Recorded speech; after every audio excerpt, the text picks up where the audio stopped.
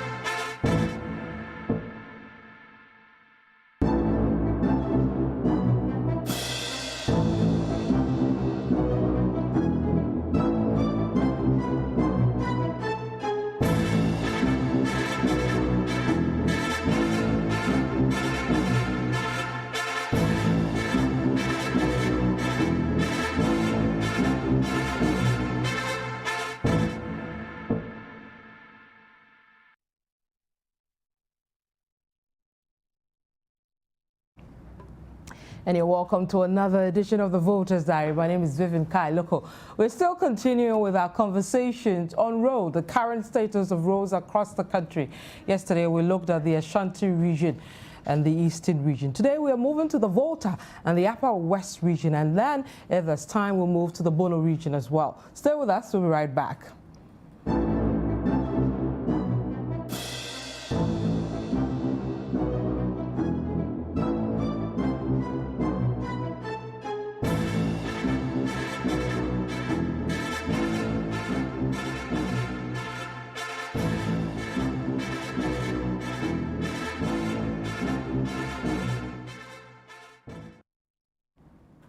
And you're welcome back to the Voters Diary. My name is Vivian Kai Lokko. Today I'll be doing it with two gentlemen. Godfred Akoto Boafo, Head of Current Affairs here at Citi TV and Citi FM, is joining us today for this conversation. Godfred, welcome. Thank you very much. Where have you been? Well, you know. I'm fighting with you, right? Yeah, I know, here and there, but I'm back. We'll deal with that later. And Kojo has been sitting in nicely for you. Kojo Akoto, welcome again. Thank you, Vivian. Kojo heads, I'm fine. How are you too? I'm good. He heads our new media team here at Citi FM and Citi TV. Guys, so welcome. Thank you. So yesterday we did the Ashanti region. We also looked at the Eastern region. Today we want to move up to the Upper West region and then come to the south to the Volta region. The Upper West region, very interesting one. Quite a number of roads in there, but when you look at their conditions, especially the popular ones, it's something that is not really good. Especially recently, we had the Tumu chief complaining bitterly about the road and also saying that they voted based on the fact that we're promised that that road will be fixed. So it comes back to getting our roads fixed on time, maintenance, and then the quality afterwards. Your initial thoughts on that? Well, it's interesting how the conversation about roads has become an integral part of our political discourse, especially when we are entering an election phase. And if you take your mind back, there have been significant mentions, but you could look at the battles between President Kufuor and Atta Mills as the time when roads became a headline issue in terms of roads. That's when President Kufuor started touting some of the roads he had done quite significantly in terms of graphic depictions of work that had been done. And that's where actually we had the first instance of the NDC even mentioning that Kwanye Bedi back in those days. And it's a mantra that both parties have exchanged over the period, depending on who is in government and who is in opposition. And so the roads conversation is not surprising that we keep hearing more and more about it. And as Kojo will later explain, it's a public good, and it's one of those public goods where people tend to want to hold the executive accountable for. Because I went to school in China, and there's an adage there that says that if you want to build wealth, you build a road. Okay. And it's an adage that I think applies here. But for a large swath of this country, Vivian, especially the places that we consider our breadbasket, people struggle to bring things into town because they don't have proper roads. And what this means is that life is not as good for them because food that they have harvested will rot. They are not able to get to the market on time. The economic loss when there are no roads for these people is quite deep. That is why you constantly, in the build-up to an election here, if you don't give us roads, we won't vote. If you don't give us roads, we won't do this. And in fact, if you look at the list of priorities for Ghanaians in the build-up to an election, for the first time since 2002, we have roads becoming number one. If you permit me, you just go back slightly to our elections and the things. I'm looking at Afrobarometer. So what for instance, people will vote on? Vote the themes that people will vote on. And is one of the top ones. Yes. Okay. Now, if you look at the first one, in 2002, unemployment topped.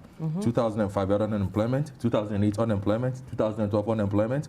2014 was economic management. 2017, economic management. But for the first time in 2019, that's at November, at the last survey done by Afrobarometer, 26% of respondents indicated that infrastructure and roads was the top priority for them. Why is road now taking over the conversation? Is it because now we're getting more bad roads, or why is it becoming a big thing as compared to over the years, when of course still roads were an issue for us? I think it's a mix of factors. Now people are becoming more productive or attempting to be more productive. And the more productive you become, you need to move things, either goods or services, right? So it makes roads important. Now, people are also becoming a bit more aware of how open the world is and the fact that they also must be interconnected to a certain system. So with all the technology and with all the knowledge available now, people want to also connect. So if you are even in a small village, you want to connect to something. And constantly, people are also seeing development in the urban areas. Let me tell you, urbanization has now crossed over 50%. So people come to the cities. When they come, they go to their villages. So in the cities, they want their roads here done. When they are going home, they also how bad their roads are. And so they will talk about it both in the urban and the rural areas. And also, I think the bit about promises over the years, where different political parties, presidential candidates have gone to different areas and promised them roads for votes. And in most instances, either the roads were not done, or they are being done but at a very slow pace, or they were done but they didn't last. So it's making people ask for better roads and making it as a bargaining chip. You want our votes, give us the roads. We also want to move about. We also want to have access to the market. And mobility drives development. If you don't move, there's this tree adage that says that if the bird doesn't fly, the bird sleeps on a hungry stomach. If a human being also doesn't move, you do not get business done and you do not get food to eat. So that's why roads are becoming very important. But these demands, of course, the politicians go around, so you listen to people on the campaign trail, the politicians, they go to this place and say, okay, I'm looking at your road, it's not good. When I win, I'm going to fix it. We've seen a lot of that. Most of the promises made by either governments, they didn't get the roads fixed. Now people are demanding. So forcing the governments or demanding these things during this time, does it work at all? Well, if you look at the research and the data, the correlation between them is quite limited in terms of, because the nature of roads and how roads are done is perhaps quite centralized as compared to, say, other aspects of how we distribute public goods. Okay, there is quite a unique template for what constitutes a road, the levels of it, how much a road will cost, A, B, C, D. So in terms of that, it is quite uniform. But back to the question you are asking, a lot of the time, the roads that are being fought over by persons with politicians being asked to fix these things don't end up getting fixed because eventually, the decisions, the factors that will determine whether they should be done or not are not necessarily political. Okay. You understand? So other than that, if you look at a spread, and Kojo will be also able to show, if you look at a spread of roads, for instance, somebody will tell you, okay, then MPP is in power. What is the percentage of roads fixed in Kumasi? Or over the period of time that the NPP has been in government, what is the percentage of roads that has been fixed generally? Or with the NDC being in power, what is the percentage of roads that has been fixed in the Volta region, for instance? Our politics does not work like that, even though one would say that, yes, generally, African politics or Ghanaian politics has a certain element of clientelism attached to it. You vote for me, I do this for you. But roads has not been one of those things to a large extent. There are limited aspects of it, yes. Once in a while, you see that in our daily space. Some road is being tarred here in November because we are voting in December. But if you look at it on a large scale, it is not as if government go out to fix roads for votes. Per demand. But what goes into... The data does not show this across our elections. So what goes into choosing some of these roads, especially we've had popular roads that you wonder, why are they doing this road when we can do another road that will serve more economic purposes? But then what goes into that? There are different reasons why we choose a certain road to construct or not. In fact, if you look at the draft National Infrastructure Plan, there's a criteria set out for the decision to construct roads. One, does it make economic sense? For example, if you are going to spend $150 million to construct a certain road in a certain area, over the lifespan of the road, will the activities carried out in the area be able to generate $150 million? That is very, very important. The other things are also environmental considerations, health considerations, and various other considerations. But one of the main things that we look at is that, does it make economic sense? If it makes economic sense, then you look at that and you prioritize the road. So these are some of the reasons. If you remember, when Cocoa Rose conversations came up, some of them were even going to be made in the cities, and people were like, but we don't grow cocoa in the cities. And the explanation gave was that there's also an activity that happens in the cities that support the cocoa economy. So we cannot leave out the cities, even though the cities are not cocoa growing areas. So there are different things to look out when roads are being constructed. So basically, that's a bit for that. Okay, so let's start with the Upper West region. I think this report from Tumu, which we've had our reporter go to that stretch over a period, and our own Fento Tahiri also filed a report on that stretch. Was quite a bad road. We'll look in a bit what the situation is with that road. But let's go to Tumu and look at that report filed, I think, last year on the Tumu stretch. And that road has been something the residents around those communities have complained bitterly about. Let me give you an idea of what that road looked like last year. From Tumu, the capital of the Sisala East District, to Bolgatanga, capital of the Upper East region, is a 141-kilometer road that should take maximum 2 hours to travel. But bad roads mean travel time can last between 3 hours and 6 hours if you're not lucky. And during the rainy season, you can run out of luck very quickly. After leaving Tumu around 6 a.m., 30 minutes into the journey, we came to a stop at Navaruye, the road cut off by water overflowing the bridge. Only motorbike riders could afford to cross the bridge, but at a fee charged by these boys who were on hand to help. After 2 hours of waiting, our minibus managed to cross the bridge after the water has subsided, but only to run into this. 3 vehicles stuck in the mud in the middle of the road. The driver of our minibus tried to use a diversion and got stuck. This went on for another 30 minutes until the passengers eventually gave up. So this is the major highway, the major road connects Balagatanga, the capital of the Upper East region, and Tumu, the district capital of the Sisala East District Assembly. It's in a very bad state. Students are stuck here, and as you can see, people are struggling. Since last night, we tried to get these buses that have been stuck here a long time out of this particular place. But our plight was nothing compared to these students.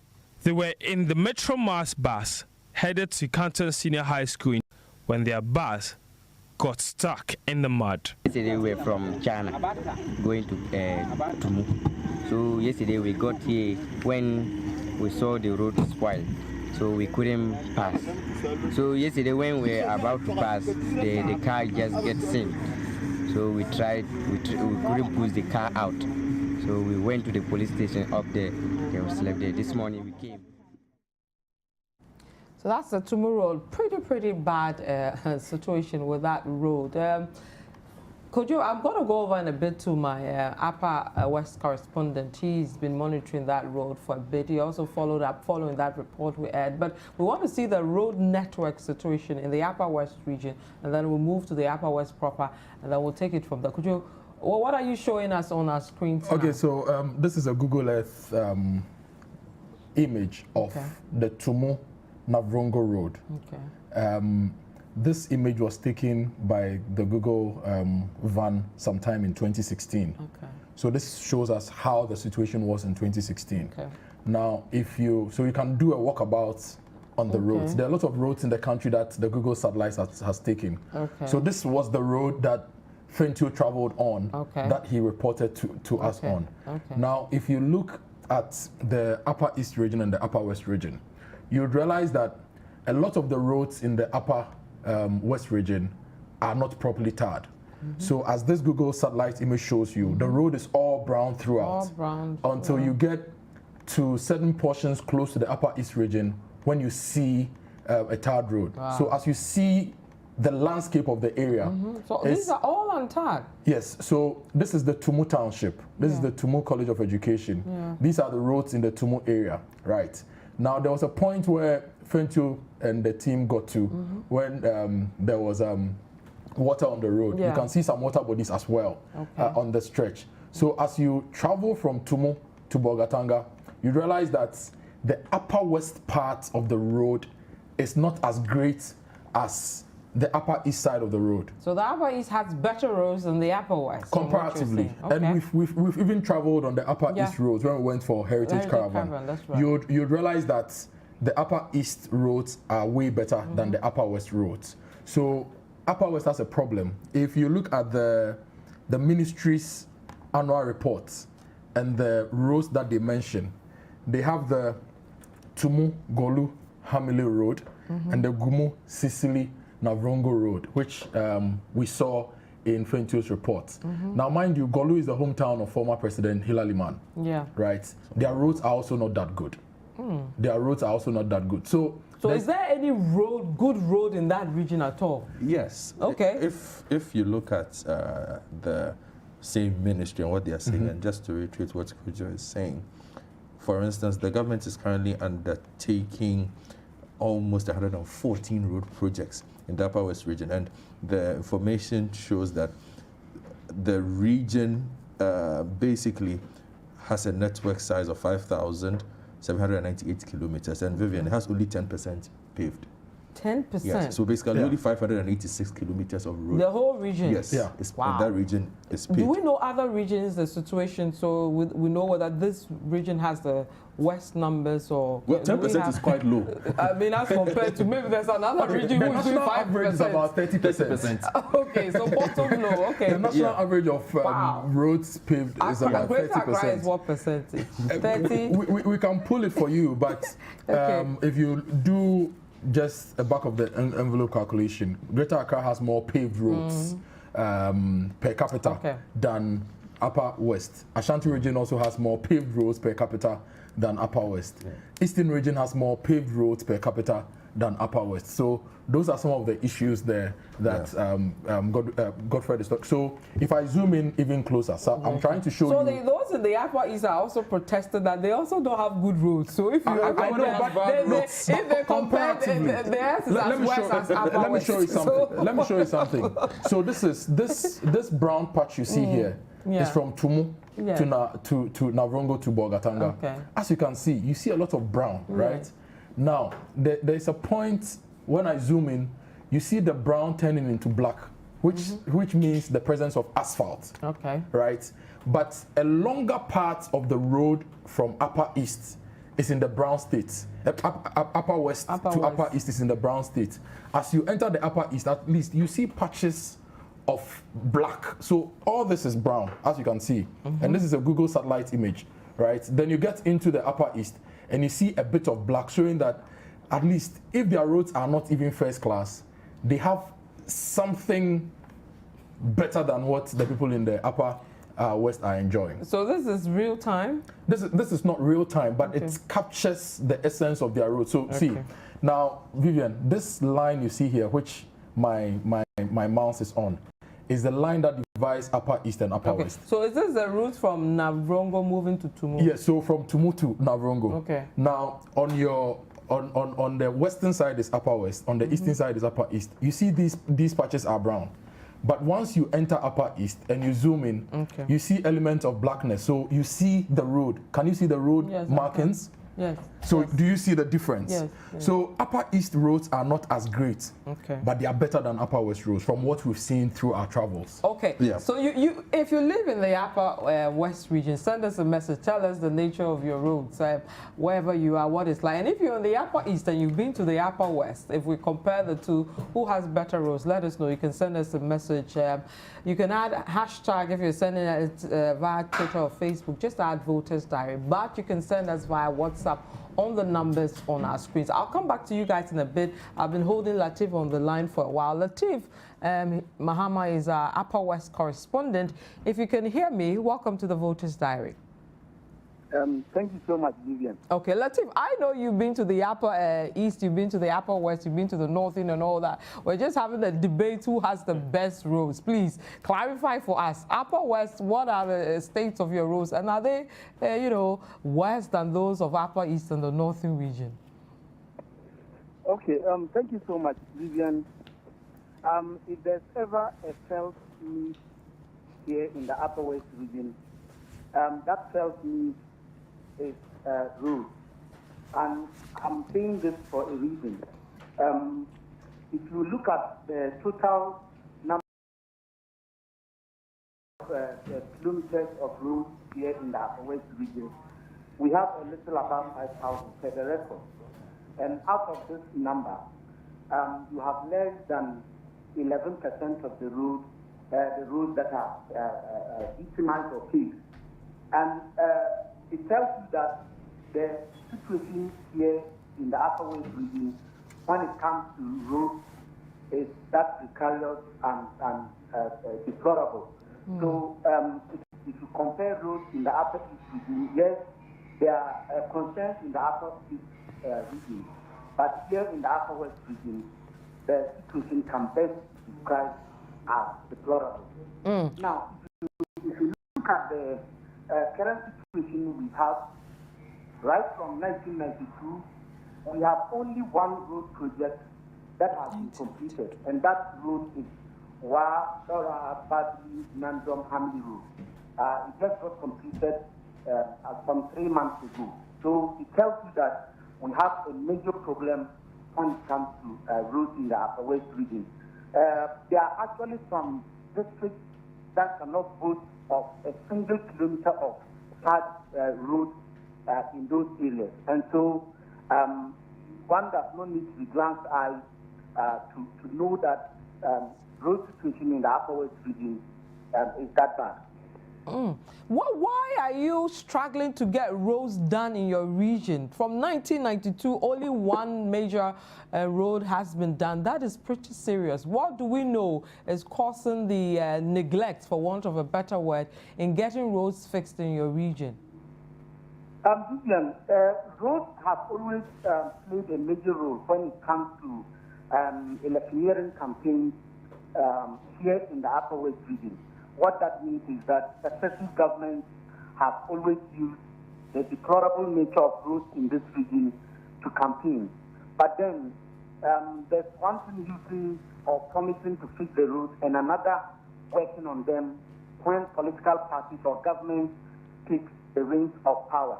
I remember, if I may take you down history, during the first encounter of Professor John Evans Atheniel, may he so rest in perfect peace, his first encounter with the chiefs and people of the Upper West region, he assured that he was going to work on major roads in this region. And he mentioned the Wa-Durmo Road and the Wa-Hen-Tumu Road. Indeed, he took steps to award that stretch of that road linking Wa to the Sisal area, and that was like about 36 kilometers. It happened somewhere in July 12, 2011. And then work started leak on stores. The Wa-Durmo Road, we are two roads also awarded during this time, but work was never in progress until recently we saw some work being done there. Then when it comes to the former president, John Dramani, his first meeting with the chiefs and people at the Wa-Jubilee Park, he said it loud and clear that it was because of the fact that he understood the deplorable nature of roads in this region that he selected somebody from this region in the person of Engineer Amidu Suleimana, the former Roads and Highways Minister, to be in charge of that sector. And so he was sure that roads in this region were going to receive maximum attention. But that never came to light. So during Suleimana's tenure, no road was done in his area as a roads minister? The Golu area, as you can see from the record, the road leading from Tumu to Golu is still as it used to be. It's very deplorable, a journey that can cost you less than 25 minutes. You can sometimes use almost an hour. It tells you that the road is in bad condition, and sometimes some communities around Golu are sometimes even cut off. I remember we went to Decime, where the community was cut off and the chief was actually unhappy about the situation. So the Sisal West District, where Engineer Amidu Suleimana is coming from, happens to have one of the worst road infrastructure. So it tells you that attention wasn't given to roads under his regime. Now, in recent times, somewhere in February this year, the Minister for Roads, in the person of Mr. Kojo Amapata, he came here and also indicated that he understood the plight of residents here when it comes to the nature of roads in this area, and that work was going to be seen in major roads here in the region. But as I'm speaking to you, the Wa-Hen-Tumu Road, which was under construction somewhere in 2016, because we saw a contractor brought his equipment to a community called JCC. So there was a big warehouse where equipment and other supplies were kept there, and the contractor was working. As we are speaking, that road has been abandoned. There's no contractor. Just when the vice president came here, we applied that road, and no work, the contractor is not on site. If you go to the Wahabu Kijiperi Fien Road, there's some amount of work that is being done from Fien towards Kijiperi or Isa, and that you can say, oh, work is in progress. But then, if you go beyond Kijiperi, you will not even believe that you are going to some district. It's in deplorable state. Vehicles, you get vehicles falling down almost every day. And it's that precarious, Vivian. Most of these roads, the funny thing is that if you want to gauge the economic benefits of these roads, you wonder whether politicians or successive governments have had this region in mind. We have the Wa and Tumu Road linking the entire country through the northeastern part of the Upper West region to neighboring Burkina Faso. And so you have people from Accra all over the country carrying their goods and supplies to Burkina Faso to engage in business. But that road has still not received any major attention. It has been what it used to be, although government upon government keep promising that they will work on that road. It's still the way it is. If you come back to the southeastern part of the Upper West region, when you have a major road from Wa through Dulena to Yala, yes, that road is also of concern to residents in this region. Fortunately, 2 days ago, I passed through that route to Dulena, and I can report that work is progressing right from Wa through to Busa and towards Maui. So that stretch is being worked on. And I went ahead to the Ambalara and the Yala bridges. They are major bridges that sometimes before now a lot of communities are cut off because those there are rivers there that people cannot cross. But I went ahead and I can report that those 2 major bridges are being worked on. Indeed, there are Chinese contractors there working almost day and night. So these 2 bridges are getting the needed attention. I must, however, say that if you go through the northwestern part of the Upper West region, that is where you have the Wa, Grappa, Nora, Hamley road. That road is the only road project that has been completed, and indeed it cuts across some 3 or 4 districts, because from Wa, you get to Nadoli, it takes you further to the Nora district, then to the Nandom district, and then it will hit that part of the country to Burkina Faso, where you have the Hamley border. That road is in good shape. If you take the western part of the Upper West region, that is where you have the Wa West district and parts of the Nadoli district. That road is also in a deplorable state. In fact, the Wa West district happens to be one of the districts in the Upper West region that is lagging when it comes to road infrastructure. A lot of communities, as we speak, because of the rainy season, are cut off from the district capital, Wuchau, and even the Upper West regional capital, Wa.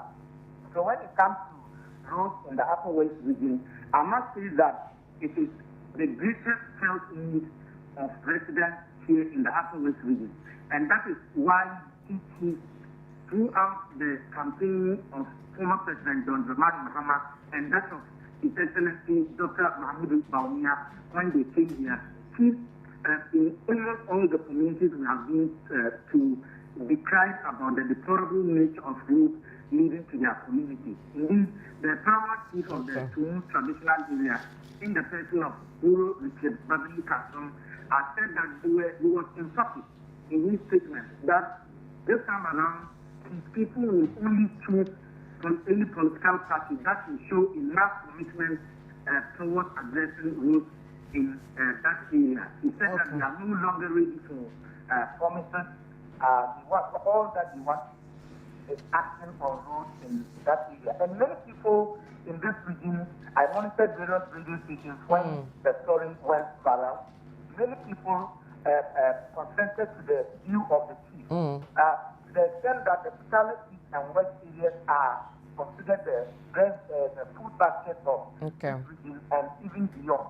But most farmers in these areas find it rather difficult to cut their farm produce to market centers. And so farmers, because they are not able to cut their farm produce to the market centers, people who travel to those communities are forcing prices from the farmers. And so they don't get the maximum benefits of their production when it comes to farming. And even one would be surprised that more Igala go down between he happens to come from the socialist state area. Muro Igala was a prominent politician in Ghana under the Inel regime.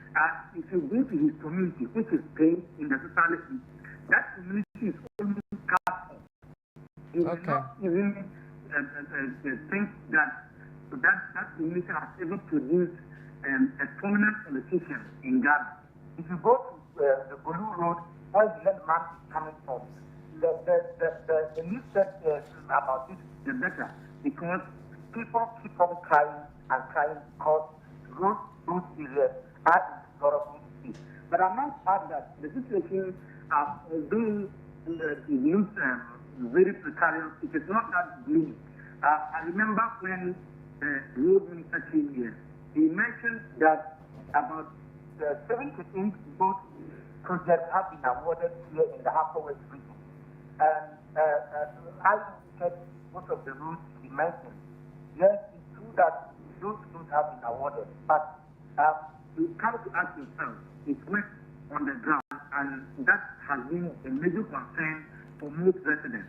All right. We hear that the roads are on contract, or they have been awarded, or in the process of being awarded, but to see concrete work on the ground, it has been a major challenge here in the Upper West region. Okay. All right, Latif Mohammed, I think you've given us an extensive and comprehensive report on the current state of the Upper West region when it comes to roads. We'll take a quick break. Thank you so much, Latif. We'll take a quick break. When we come back, we'll look at why this is happening. I have my two guys, Godfred and Kojo, who will give us details and the way forward on this matter. Do stay with us, and you can send us a message if you're affected by these roads that we're talking about in the Upper West region. We'll be right back.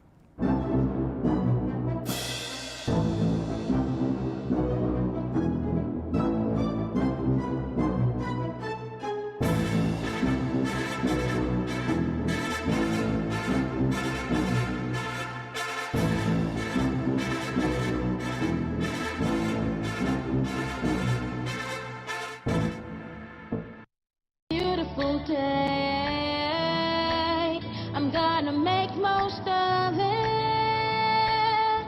It's a beautiful day, a day to share with you. You'll make my world go round. Yeah, yeah. It's really got me saying, nice girl.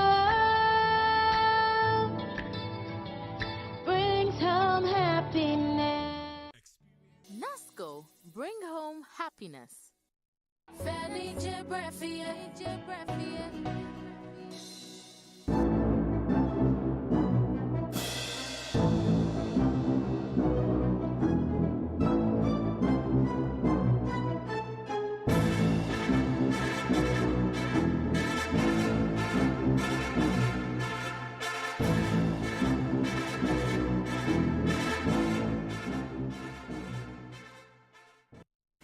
And you're welcome back to the Voters Diary. This discussion is still on roads, and today we're in the Upper West region looking at the current state of the roads, and we're being told that they just have 10% of paved roads or good roads in that region, which is scandalous to me. Yeah, but let's also add that there are a lot of roads in the pipeline. I mean, pipeline, not go through the pipeline. But I just want to go through some of the roads so that Kojo gets to that. Listening to Latif's report, it reinforces the point we've been making, considering the state of roads in that particular part of the country, and again, considering its agricultural importance to parts of the country. I would have thought that they would do a bit more. But generally, the three northern regions have not received as much investment as one would expect. Point of correction, now there is northern, Savannah, northeast. That's correct. So the five regions up there have not received the kind of investment that they deserve. We've had recent times some improvement in that. But back to the issue of the roads, if you go there, some of the projects that are in the pipeline, so to say, the Tumu Han Laura Road, Go on. So you have the Tumu Han Laura Road, the Wa Han Road, the Fian Wahabu Road, the Wa Bulenga Road, the Ga Wechao Road, the Wahabu Funsi Yala Road, the Nadoli Laura Hamile Road, Yes. the Wa Nyoli Sola Road, the Tumu Hamile Road, and the Kulun Ambalara area, where they are also constructing some bridges as well to facilitate movement. Now, if you look at the screen, the road that we are showing right now is a road that Latif mentioned. That is the Tumu Golu Road, which we've been told work is ongoing and it should get us somewhere. But as Latif said, the road is in a bad shape, and this is what you get. And if you look at the roads in the region, really, the Wa Hamilu Road has been fixed. And it also points to something, that we are prioritizing economic roads in the area. Because if you look at the criteria for evaluating road projects, really, 50% of the weight of 100% goes to economic viability, right? Now, if you check the Wa Hamile Road, that goes to the Hamile border, where vehicles cross into Burkina Faso, where other things come. And then they'll use the Western Corridor Road, get to the Bono area, connect into Ashanti, and then come down. So it's a road of economic importance somehow, so it's been fixed. And so in front of the Nandom Senior High School, all the way to Hamile, you see that the road is in a better shape. Okay. So that also explains why all those things are happening. And the Upper West region, it looks small on the map, but it looks very big if you look at the region and how the towns are spaced out, the towns and the villages. So one of the criteria which takes 10% weight is inter and intramodal integration, how this road connects to that road and all that. And sometimes connecting the roads is a big of a problem because we'll weigh the economic importance of the area in the roads and decide to or decide not to do it. That's how come we went for a MIDA project, the MCC1 project, to fix the N1, because it's a road of economic importance, joining the motorway, part of the West Africa Trans-Africa Highway, a lot of traffic from Accra, Tema, through the N1, then you join at Apenkwa, join the Kumasi Road, and you go all the way up north. So sometimes those considerations are made in the decisions to select which roads to fund. But if you go to Upper West, really, there's the Wechao Road, which is mentioned. And Heritage Caravan, we went to Wechao once and we decided not to go again. Because our bus got stuck not once, but 3 times on the stretch. At a point, we decided, should we go ahead to the Hippo Sanctuary or we should just turn back? But we had traveled a very long journey to the area and we couldn't turn. So we had to alight, get the buses to move at a certain point, then we joined the buses. So they really need roads to be done for them. And if we look at all the criteria, that's where the element of labor-intensive public works also comes into play. Which people are in the area? What is the unemployment situation? How can we use local resources to at least make their roads good enough for them to travel? Once we start asking ourselves these questions, we will find answers and equitably distribute road infrastructure across the country. Okay. All the areas can be equal, but there should be equity. And that equity should be shared evenly so that everybody gets something that will help them drive economic development. Okay. And then also he ran us through the status of majority of the roads where from the report we had, Nadoli, Laura, Mile, we're told had been completed, the lot 7. And then we had some, interestingly enough, quite high, more beyond the 50%. Nadoli, Laura, 74%, Jirapa, 65%. And then it goes on. I think the lowest we have is the Wechao Road, which is 50%. Makes you think it's not as bad as it should be on paper. But the reality is different. Yes, the reality is different again because Vivian, the virtual, and as we will see with some of the roads that we have touched, it also boils down to funding for some of these things, because they will tell you that, look, we've planned for it, but we have to find the money for it. And based on necessity, as Kojo said. Now, if you go to the same region, typical example, they have put a school there. There is a new university, the Dombo School, business school, that is there. Now, because of that, there's a 35-kilometer stretch of road that is being fixed. because of course once there is a school it should be accessible. They should, you know, it becomes a point of economic activity and educational activity as well. So that will certainly get priority over the others. So again, it comes down to who gets what from where. And once the resources are found, then we say we are going here or we are going there. That's why I was saying that when it comes to the distribution of roadworks as a political pressure point, you can't really look at the data and say, well, governments are moved by protests to fix roads. There will be a significant concern, but most of the time, the motivation for working on roads are not necessarily just the political urgings or memorings. Yes, there is an impact, but it is not significant enough. For instance, this same region that we are talking about, 2016, almost every single chief at Edeba in the Upper West region complained about the roads. They listed these same roads that we are talking about. It goes back and forth. They're saying, look, fix these roads for us, fix these roads for us.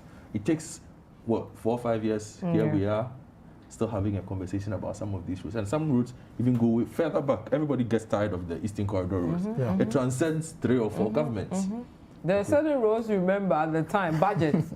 Every budget, they are in the budget. Fufu Solar Road, those Fufu Solar has been fixed though. Now it's been fixed, but remember, back to back. It was in a series of budgets till it was fixed sometime in 2015. At that point, I remember the conversation came up and we discussed it extensively. When we did the calculation, a kilometer of the road cost an average $1 million. And the question was asked about value for money. $1 million yes. on average. But the explanation that came was that the project was not just about building a road, just the road. It was about providing social infrastructure, boreholes, markets, chips compounds. Even this place benefited. The Mole National Park also benefited from some infrastructure that was tied to the Fufusu Solar Road project. Okay, so we have a lot of messages. Let me take some. This one from Maxwell Kumasi says, seriously speaking, the roads in the 5 northern regions are terrible, Vivian. So I wonder why they still vote for the NDC, he's asking. This guy says, I stay in the Upper East region and the road is very bad as compared to the Upper West. So Upper East, I told you are protesting. This one says, good afternoon, Vivian and your panelists. Thank you for a good job. For bad roads, both Upper East and Upper West roads are bad, but Upper West is simply worse. This is Mubarak from DJ Mubarak. This one says, okay, he says, Kuri from Zini in the Sisala West District, but he lives in Tumu. He's lived there for over 20 years now, and he says, I can attest to what Mr. Latif is saying. Vivian, you know what, that Sisala area has been a major producer of maize and other food crops in Ghana, but trouble for us, we sometimes think we are not part of Ghana. Okay, this one says, Vivian, you guys are doing a good job. Keep it up. God bless. Voters Diary. This one says, good afternoon, Vivian. I got the chance to travel from Kumasi to Bolga, then Wa through Tumu about a month ago. I must confess that immediately we entered Upper West region after Navrongo, it was like our souls left us. One lady who had been living in Takoradi almost all her life almost broke down. Worst part of our journey was from Tumu to Wa. Even though the car was fully air conditioned, we were breathing dust inside the car. The road is full of potholes and very dusty. The people say the road has never been tarred since independence. The road needs to be done. This is correct. Then Newman from Bolga says, Vivian, we beg you, people should not make it as if the roads in the Upper East are better. Not at all. There are a lot of districts in Upper East with no single tarred road too as well. Okay, Newman. Kojo, you are worrying people. And then this one said, this is from Francis. He says, good afternoon, guys. I'm very grateful for the show. Please, we have a big challenge with our road, which leads from Laura Municipal to Bu to Ahin and proceeds to Tumu. which His Excellency Nanado and his government promised to work on since 2017, but still remains in the same shape.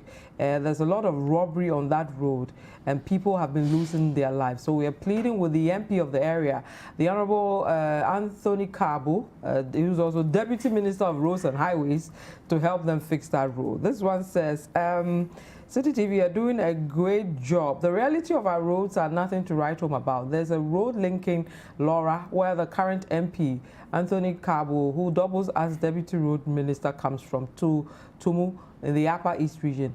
This is a major road begging for attention. The president in 2018 on his tour promised contractors were on their way to the site.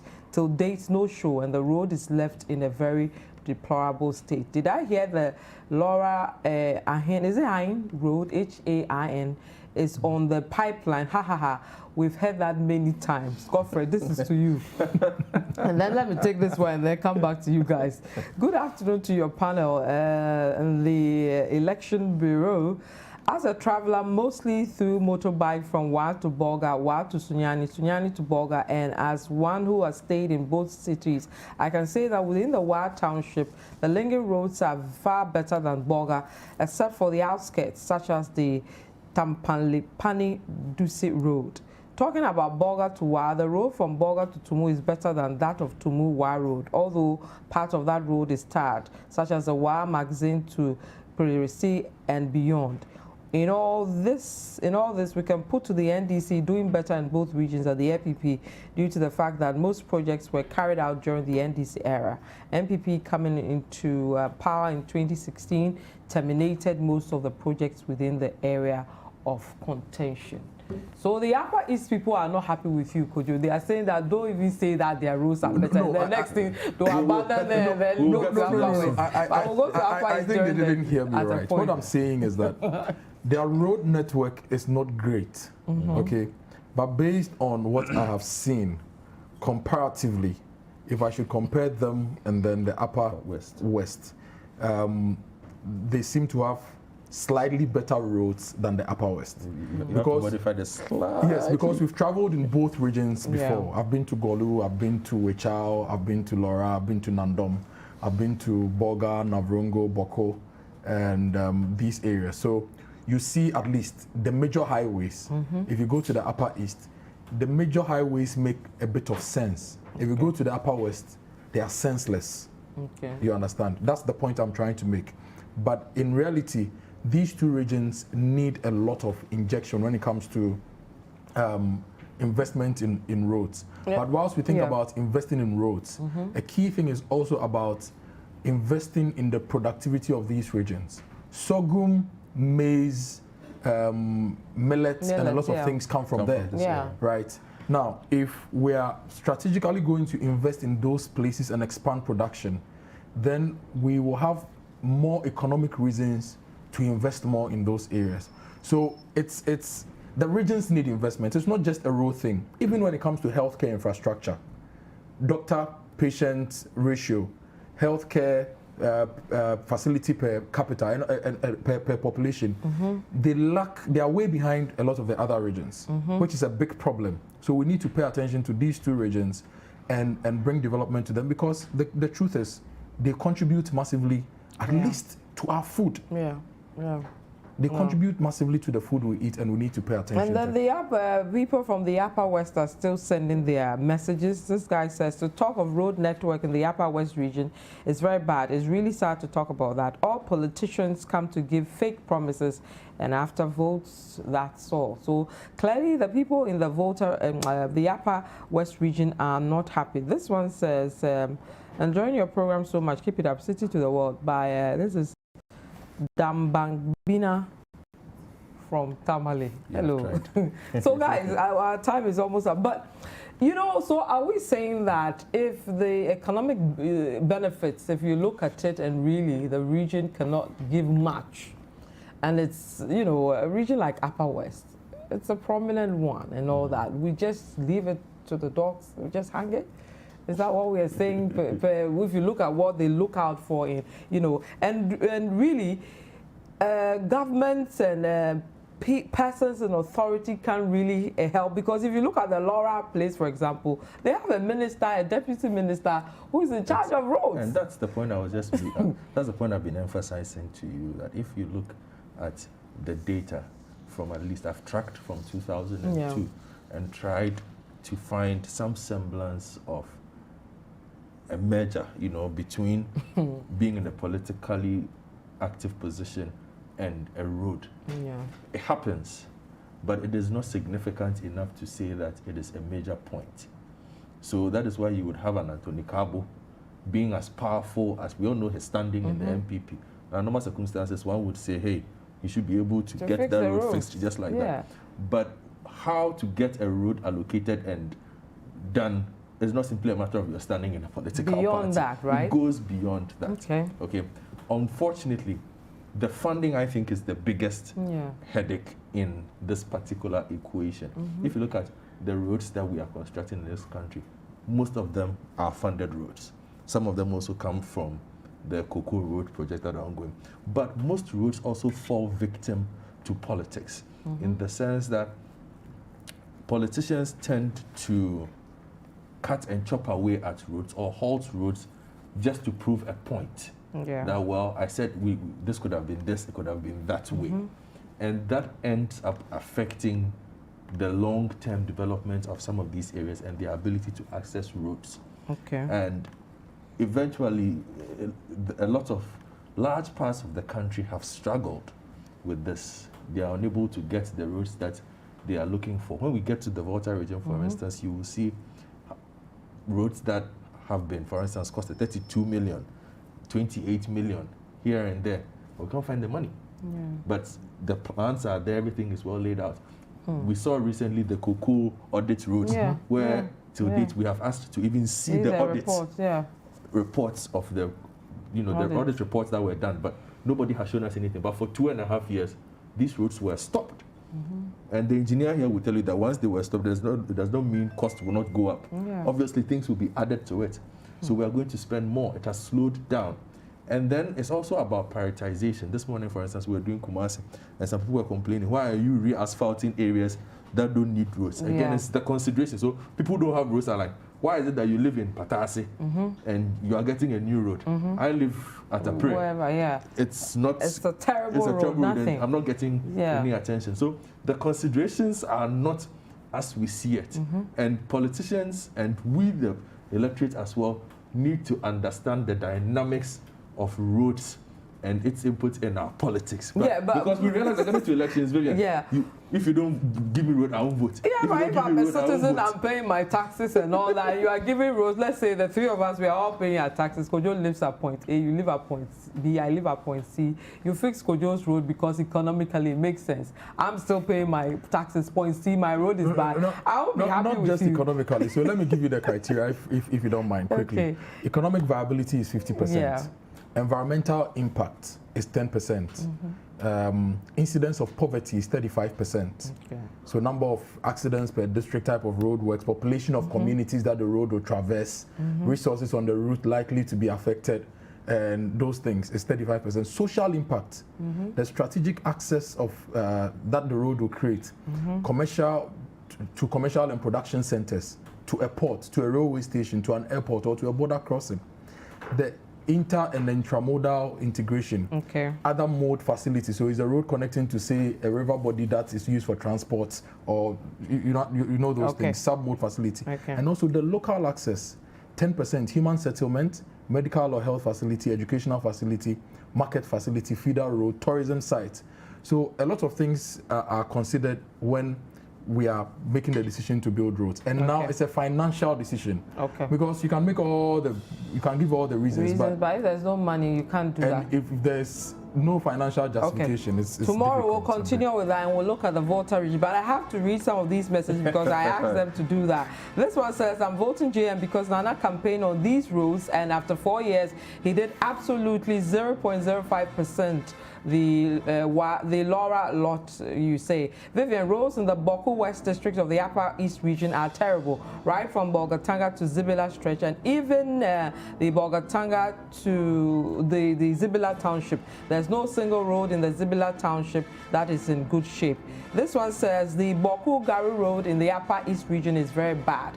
In terms of roads in the Upper West, MPP is better than the NDC. This one says, I teach in the Upper West region. It is very true about the Navrongo to Muwa road, but you should know that a good part of the road is in the forest. That's from Nakong to Banu. About 3 different contractors are on the Navrongo Wa road. Check the Navrongo Sandeba from Buisi road. This one says the roads you are discussing I don't know about, but I know something about Jamang North roads. They are very poor. And then this one says it's like government doesn't know about the Upper West region, especially from Wa to Funso. And then the final one is the Upper West region roads are very bad. Guys, I have to leave it here. But thank you so much for your messages. Tomorrow, send your messages as well. Tomorrow, we're in the Volta region. If you live in the Volta region, send us your messages as well. Godfred Akoto Boafo, thank you for joining me. Kojo Akoto Boateng, thank you for joining me. And thank you for joining me as well. My name is Vivian Kai Lokko. See you tomorrow. Goodbye.